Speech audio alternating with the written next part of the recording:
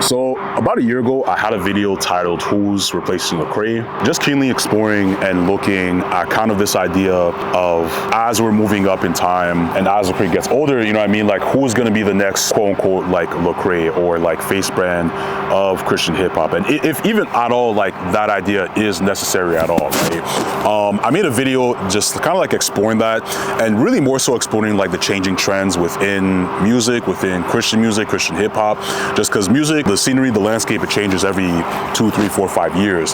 So I made a video about a year ago, you know, titled that, and I think it was definitely an interesting idea worth exploring. As for an organic video like that, it was definitely one of my best videos to date, one of my favorite videos to date. I mean, 2,500 views is not a lot realistically, but for anyone that knows anything about content creation on YouTube, like generating 2,500 views just out of thin air is like, that's the hardest thing to do, man. But it was a video that I really enjoyed making, and I know a lot of you guys enjoyed.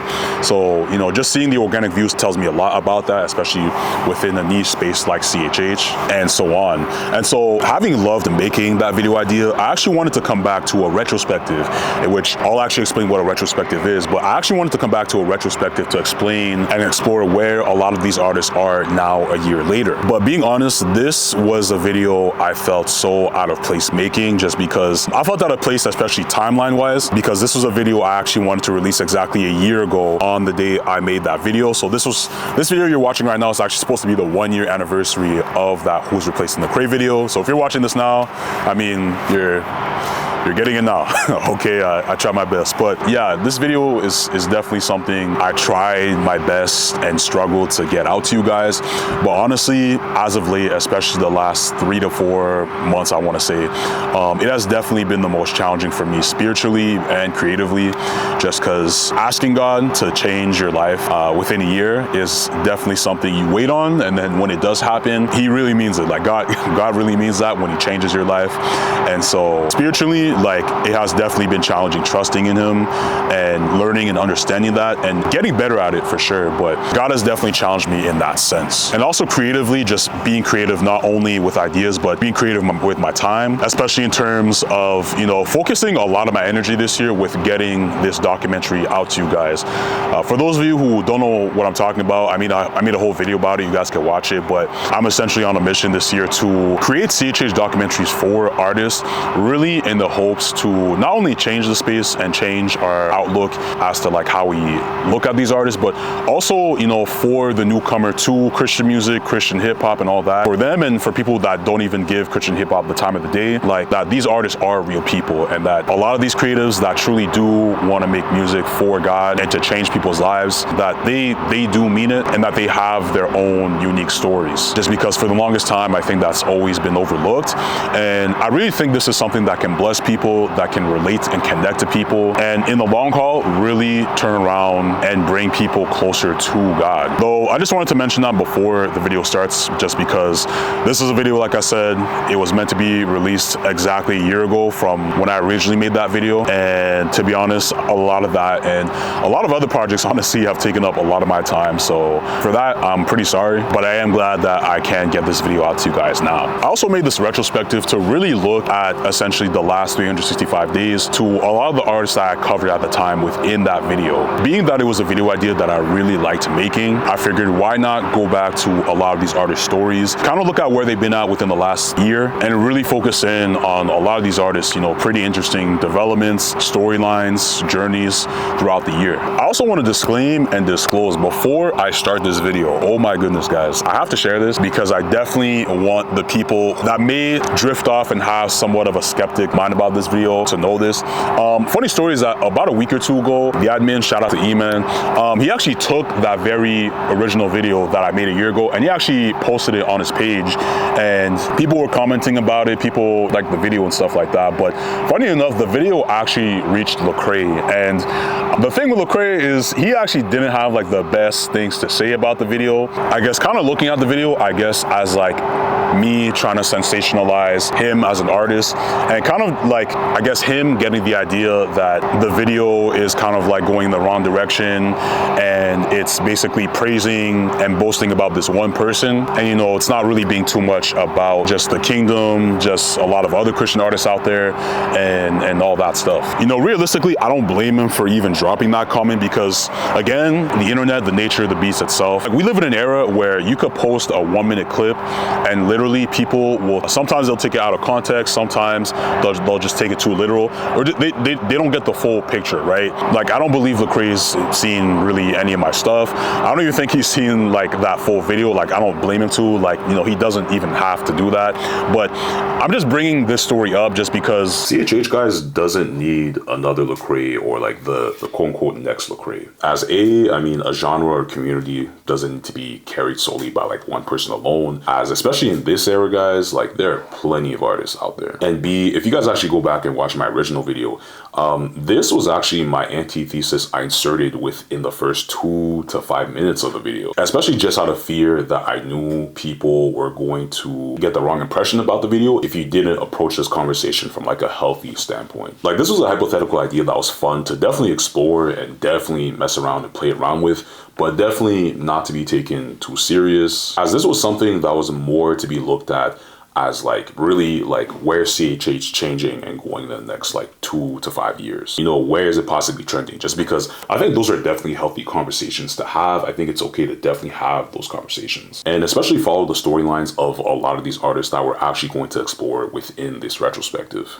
Not as a popularity contest, nothing like that, just as a way to just catch up on where they've been within the last year. Where is God taking them? How is their story developing? You know, how are they growing? The ups, the downs, you know, all that. So I definitely don't blame anyone that takes this topic the wrong way. This is the internet, this is part of the game, and it is what it is. But my biggest takeaway is that I do want people to look at this conversation from a healthy standpoint. And before the video starts, the way it's actually gonna work is everything that you're gonna see covered is pretty much gonna be from March 2024 all the way up to March 2025. So anything past March of this year, I probably won't cover or include as much into the video, just because I know there's a lot of new developments and stuff like that. But I definitely want to throw that out there, because I do know that a lot of these artists do have projects that are coming out within like, you know, a week or two, and they've been rolling it out and promoting it for like quite a while now. But yeah, lastly as well, instead of covering like the main artists I had featured in that original video and then highlighting like the honorable mentions, I'm actually going to do it in reverse. So we're actually going to start off with the honorable mentions, the artists that I wanted to include within the main feature of the video. We're going to cover them first, and then we're going to go into the main features of the video. But yeah, that's all. That's it, guys. That's all I really have. Lastly, I know I keep saying lastly, but this is the very last time before the video starts playing. I actually wanted to dedicate this comment from one of my subscribers, Never Separated. Never Separated had said RIP to the intro, which, I mean, the intro never really went away, but I definitely did feel like I wanted to just switch things up a little bit. So I figured, you know, I mean, if you made it this far into the video, to all you guys, I figured I'll drop the new intro to my videos here. Enjoy the video, enjoy the retrospective, and let me know what you guys think below in the comments, man. Thanks. The formula for walking in the Spirit is namely this. It is to absorb your life with Christ and faith in Him and trusting I'm accepted by Him. Okay, up 600, I'm trying to get paid. I'm trying to link, I don't stay in LA. Heart so broke, I ain't even feel pain. Been so free, I'm alarmed at me. Got what you need 4 days out of week. I'm with the king and the crown on me. Changing the topic is now on P.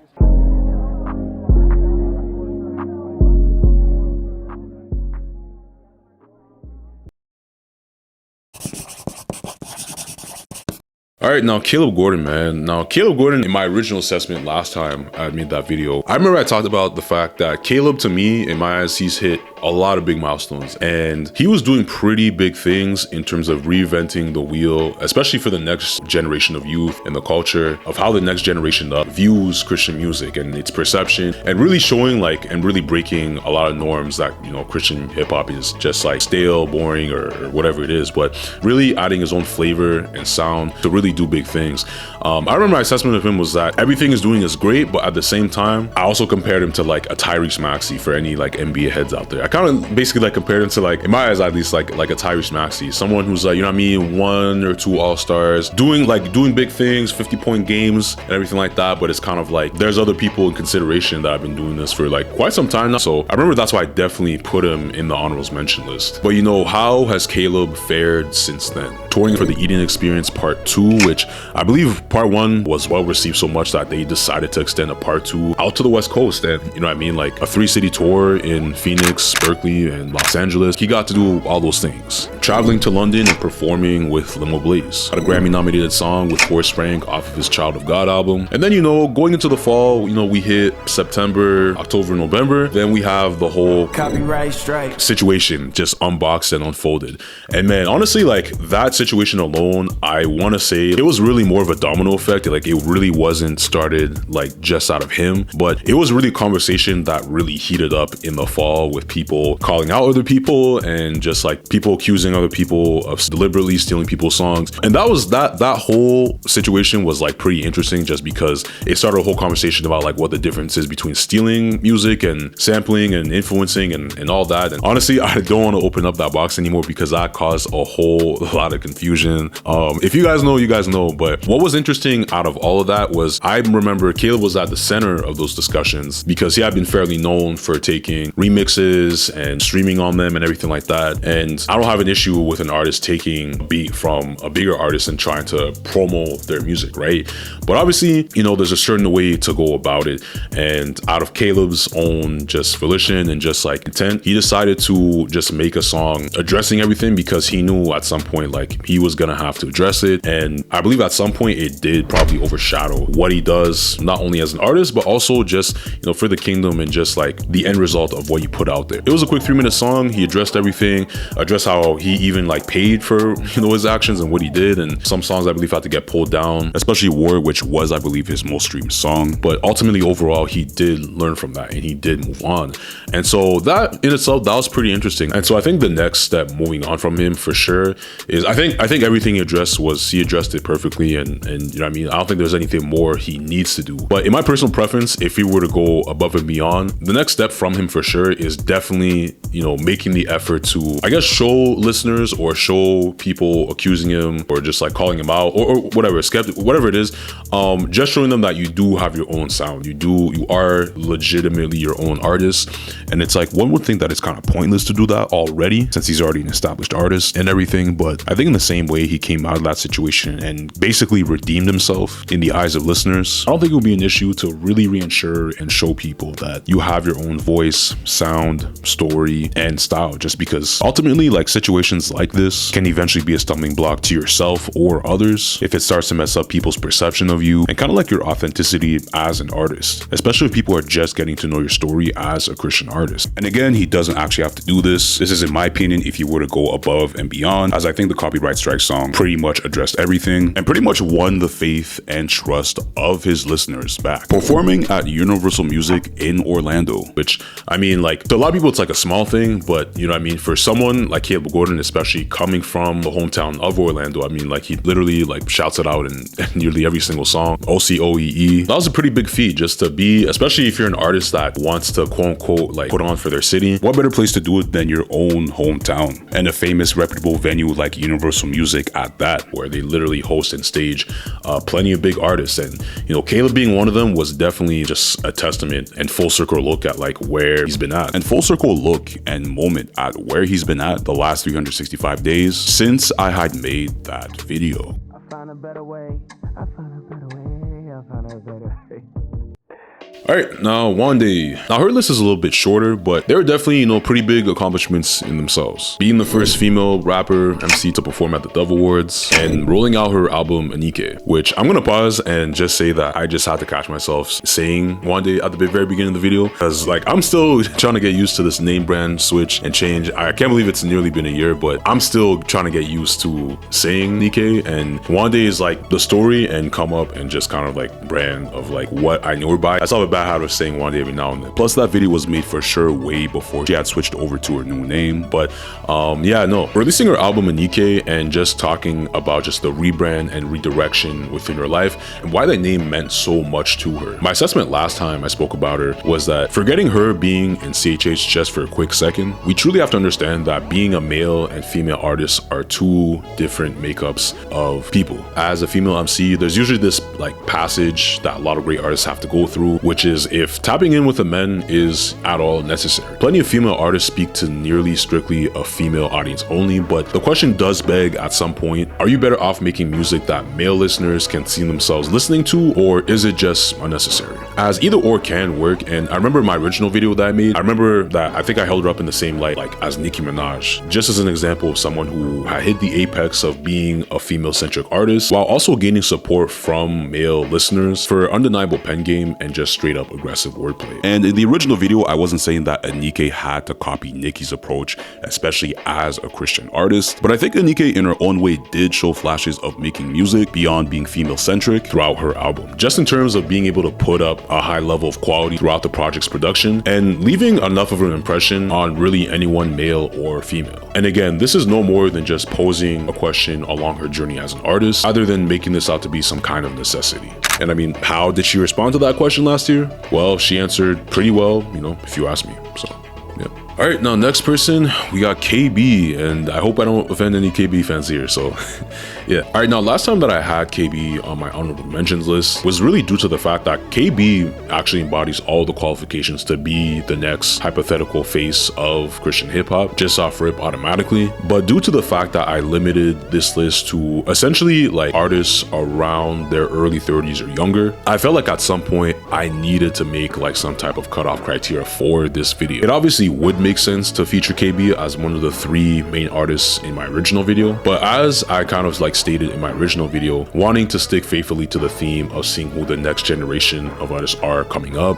KB is a very strong embodiment of what representing music for the kingdom looks like. I mean, his album Glory 2 went on to win Hip Hop Album of the Year at the Dove Awards, so clearly the worship avenue and experience is always something that's going to leave a lasting impression no matter where he goes. KB's definitely left his mark and influence around both Christian hip hop and just Christian music overall, kind of like the Avatar, when you think in terms of especially like that worship aspect he brings to the table, like being the master of like earth bending or like water bending or whatever it is. I mean, you can't master worship, but you know, you get my point, right? God's really used KB's story to uniquely bring people to him, you know, all while using his gift for hip hop and worship. Like I said in my last video, it's less about what you've accomplished and more about passing everything on to the person that was in his shoes when he first started out. All right, now last time with John Keith. John was pretty well past not only shaping his own path and sound as an artist and just spreading his own wings off of that whole King's Dreams entertainment era, but also in my eyes, nearing the end of the Eremos arc, timeline, and passage. I think it is a project that deeply resonated with people and for a long time was talked about often whenever you'd interact with fans online. However, being 2 years out of Eremos now, what is the next step for John? And you know, what's next for him on his compass? And where has he been since the last 365 since I made that video? And to answer that, he's put out some pretty strong singles that I believe carried him throughout 2024, specifically with Numb and God's Hand. He signed over to Rodney's label, with which him and Alex Jean have definitely learned a lot under the guide of Darkchild. Getting in and then I guess settling that beef with Bryson Gray, which I don't know if he also settled that beef with Tyson James too while he was at it, but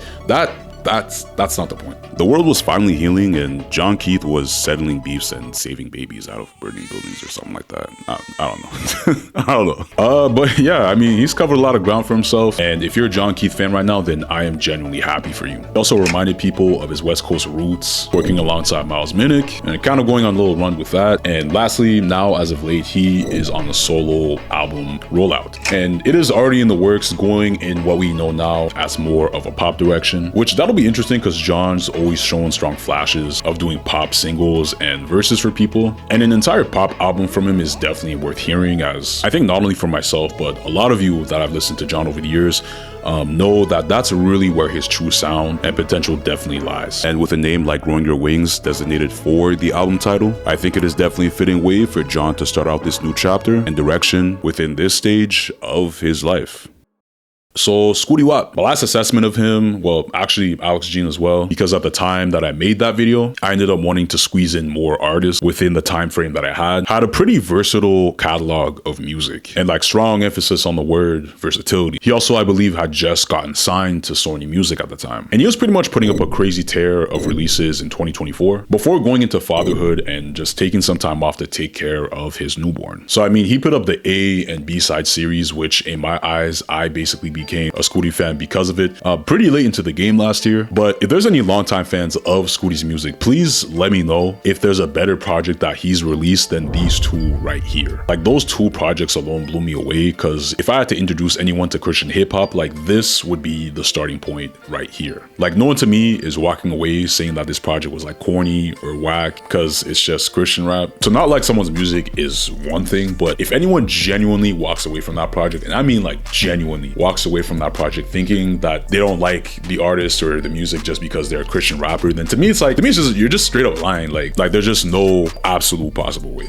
And I mean, he also threw in a couple more singles to wrap his year up. And I mean, yeah, just a great way to go out overall before you just have to kick back for a bit. And even earlier this year, he also announced a rollout for a new album. So there's much more I could talk about, but I just wanted to like unload that real quick and kind of just leave it at that. But that's where we're currently at with Scootie. And there's also Alex Jean, in which last time we left off, I also talked about the same similar characteristics with Scootie, in that Alex is very versatile as well in his own right. Just, I mean, with a guitar blend and rock influence, the Pop Smoke voice that he naturally has, and just how he's always blended those elements of music together at times. But I mean, up until that point, Alex was an independent artist and doing really well for himself. But what has changed since then? I mean, also signing to Aliens Alive along with John was a great move for him to learn the ropes and have a team of people help him navigate throughout 2024. Finally getting approved for that Thames sample, with which I remember I left a lot of people on a cliffhanger. I don't know if you guys remember this, but I left a lot of people on the cliffhanger in terms of if he was ever going to get that sample cleared off of that original video I made. You know, was he going to get it approved or was he not? Especially being from a small space like CHH, like are the connects in place for you to, I guess, like reach out and contact Thames? With which it's safe to say, I'm pretty sure like his connections to Aliens Alive and just having a team around his label just helped him get that cleared. He also released an Afrobeats inspired project EP, More Than Gold, and doing, correct me if I'm wrong, his first headlining tour. You know, Alex as well covered a lot of ground for himself, and you know, we're ready to see what God does with his music in the future.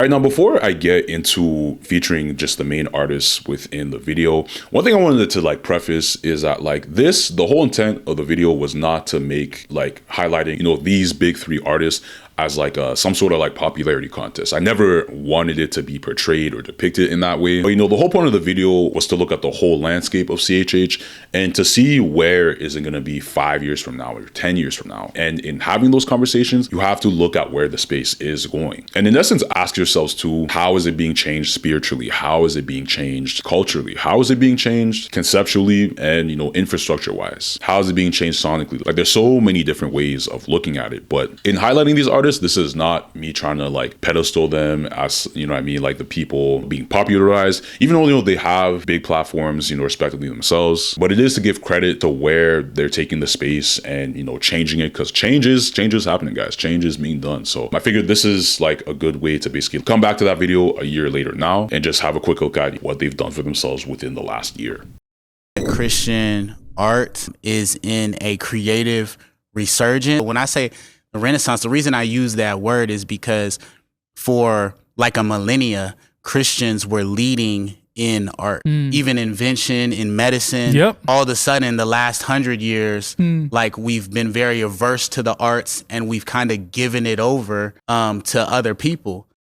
Now, Nobigdyl's run last year was pretty much defined by self-proclamation that a new era is upon us, in the form of a bold statement that the Renaissance is here, and wanting to prove that Christians truly can make great art as they fully utilize their God-given creativity. And he went out to not only prove that point, but also show us what would be his most active year yet, as an artist, given like the 4 or 5 year hiatus that he took as a solo artist to focus on like other projects. As he went on to hit 1 million monthly listeners on Spotify, won the NPR Tiny Desk fan submission for not only once, but as of recent, his 2nd year in a row. He finally dropped The People We Became after 5 years of waiting, also released The People We Became Reimagined, with 350 mainly doing the production. He then proceeded to roll out The People We Became nationwide tour across 26 cities, along with John and Ecleso from around October to November. Dropped even lower. He then added on top of that and released Unplugged Volume 1, I think like a compilation of songs that didn't make the cut for the album, or actually if I'm correct, I think it was like his songs released off that project but just with a live sound. But you know, he dropped that, and he sold out his Unplugged live show for not only the 1st year but also the 2nd year in a row in double-sized capacity, already set for 2026. And him, Mowgli, Michael, and John have helped push Indie Tribe onto their 5th anniversary. I mean, despite everything listed though, the most important driving factor in all of this isn't the impressive accomplishments or the stats that have him distinctly set apart as an artist. Rather, the fact that within the context of these achievements, he's really shown us, the listener, in real time that you can rethink the idea of how to express deep art, or how like some people technically put it, technically good art, by putting a standard out there that doesn't have to superficially meet the quota and expectation of what I would consider to be like the old era of Christian hip hop. CHH has essentially entered a new renaissance era where him, new and past artists that have tried to redefine the listening experience are finally shifting the space forward in the right direction, I believe, and showing the average listener and sometimes skeptics / borderline haters how the average Christian listener interprets wordplay, and not just dismissing above average and encrypted lyricism as a bad form of theology, as that's always been quite a bad habit within Christian hip hop, unfortunately, and an interesting topic of discussion early on in January. Often the fan base and culture of CHH has more often than not deciphered theology and then discern and unpack lyricism instead of going the other way around and deciphering lyricism in order to discern and then unpack theology to make their good judgment from there. And it's always been somewhat of an invisible barrier within the space, as hip hop by nature isn't lyrically packaged straightforward like other genres of pop, country, or more. Hip hop on paper literally has the highest average vocabulary and word count per song compared to other genres. So a genre encrypted in poetry, double entendres, and chewing your teeth through tough bars at times often leaves room for great art, but at times it also leaves room for susceptibility to misinterpreted lyricism, which is still an ongoing problem today. But I think with the way a lot of these artists like Nobigdyl have taken the time to redefine the listening experience for listeners, you know, the community and ecosystem of CHH is gradually changing and shedding off its past into proclaiming a new era.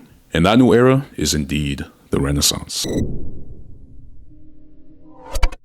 It's a sea of people, It's dude. a sea of people. There is no one face. Yeah. For a long time, I felt like a lot of our peers were searching for who's the next Lecrae. I think that's out the window right now. It's not even the same thing. God's doing something new. It's not who's the next Lecrae. It's like, nah, we an army. And we all got different weapons. We all got different talents. So, some of us are great in the bunker. Some of us are great snipers. Some of us are great in the front lines. We all play a role, but I feel like it's not what it was because hip hop has changed. All right, now Hulvey, when it comes to Hulvey, man, I mean, like, since last year, he wrapped up the Beautiful tour, in which that was quite a bit of a tour. He took quite a bit of time on that tour. So he was out on the road for quite some time. And then, you know, that brings us into June, in which he wrapped up the tour, but, you know, eventually got into, I want to say, his first controversy. One of the most interesting things about his sit down recently with Rusan was him just talking about his maturity and kind of just growth over the years of just like, I guess like Reach just like leading him, guiding him, and kind of just like essentially discipling him. But I find it interesting, especially being under the wing of different guys, especially like Lecrae, you know, someone who's been drenched in like so many criticisms and controversy throughout his career, to kind of have someone like him and others like guide him through his first like real pushback. Because the whole controversy, man, I mean, honestly, it was pretty interesting, especially when he sat down and talked about it, and coming from the place where he was trying to do it from. For Sierra, this was more of something like Sierra wanted to honor God that, you know, the best way, like the best way that Hulvey depicted is that Sierra wanted to honor the Lord and just give glory to him. And I guess the best capacity she knew how, you know, not being from the Christian space, not being, I guess, like a believer herself, I don't know, but in her own capacity, she wanted to just honor the Lord the best way she knew how. And she reached out to Hulvey to have this collab come to life. And for Hulvey, it was kind of like, it was literally a split road. Do I just step away and say, nah, I don't do that, and I don't work with worldly artists? Or do I, you know, take one of the only and few times that I'll ever run into Christians, I guess, like kind of like in his, I'm paraphrasing what he's saying in his own words, but do I take one of the few moments that, you know, someone is going to experience the fragrance and image of Christ, and do I take that and do I run with it and go alongside her and do this collab? And for Hulvey, however you may feel about his answer, he chose to collaborate and, you know, work along Sierra, in which, to be honest, I didn't cover much, but to be honest, the song in itself, I mean, the only thing that seemed off to a lot of people was just her bringing up, I guess, Vision and see through the counterfeit. I wonder. All of the blessings, thank you, God. You protect me from all the low vibrations. Lord, I thank you. What? Oh my God. Are you serious? Are you serious? Chat, are we serious right now? Are we serious? Are we really doing this? We're mad about Sierra because she said, God protect me from the low vibrations? Like, okay, now given I'll say this, I see how people can interpret it as like protect me from the low vibrations, like in a spiritual sense, like not in a, from a Christian perspective, but like in a general sense. I get that, but to be honest, like especially the first time I even heard those lyrics, I didn't think anything much. Like I knew people could view it that way, but I didn't think much about it because I don't know about you guys, but I view vibrations as like literally just things that are literally like degenerate. Like why would I give my time to that? Vibrations, vibes, you know what I mean? People say vibes all the time. Like to me, it's not something I want to say that's like heretical. Like I see how people could view it in that fashion, but if that's all there is to the controversy, I mean, like to be honest, like this is not worth my time, but yeah, no, for sure, like in terms of the controversies and everything, there was a lot back and forth. And also as well, like I guess people had an issue with the fact that Sierra is not like, I guess with what she puts out on her social media and everything like that, with wearing like revealing clothes, it doesn't come off as like, you know, someone who's trying to just like intently repent and give their life to Christ, right? I don't want to get off topic and lose my point, but I'll say this, given not what we see from the front, but from behind the scenes, if a non-Christian artist wants to come on and collaborate with a Christian artist, I think they can do that as long, I mean, depends what happens behind those scenes. For Hulvey, he didn't see it the same way we exactly see it, as like being behind the screen on social media, and oh my gosh, a worldly artist working with a Christian artist. But Hulvey really saw this as an opportunity to potentially reach someone in the dark who has seen Hulvey's work and wanted to just reach out and honor God, man. I don't really have a big issue with it, especially with the intent that it was made from. But, you know, you're welcome to disagree with me, you know, in the comments if you think that he shouldn't have done that. I don't know. But scaling more into the year, he did a Summer Nights Worship Tour with Phil Wickham and Brandon Lake, and that led into his third or fourth studio release album, Cry, with seemingly consensus favorites like True, Top Spinnin', and Pool Party. And you know, I'm trying to wrap my head around everything, but I think he just went back on tour again. He's still, you know, on the road. But all I have to say, as a retrospective from the original video I made last year to where we are now, I think Hulvey is gently growing, learning, and maturing. And especially his sit down with George Janko and Rusan, I'm actually gonna make a separate video about it because there's something in particular I don't think anyone's really caught on to yet that I'm actually gonna break down in my next upcoming video, or one of. But yeah, that's it, man. My real life is me living a life where I love God, bro. I go to church on Sundays. I don't cuss when I talk unless I hit my toe on something. You know what I'm saying? But for me, it's just me being naturally who I am. And the blessing with that is it gets to be a blessing to other people. Now, Miles, at the time that I covered him, he was doing pretty well at like starting a culture and movement in terms of like displaying a revival like movement around the West Coast. Dang, the lights went out.